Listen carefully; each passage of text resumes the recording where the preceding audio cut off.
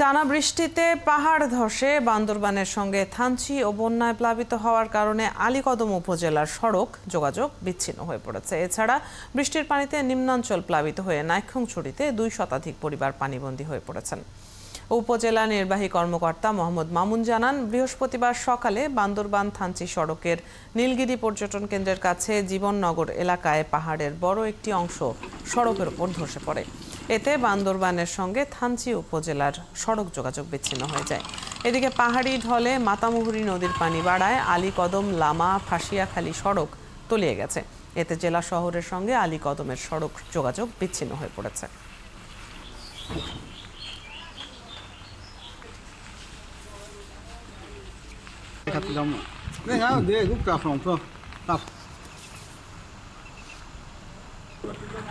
बहुत पसंद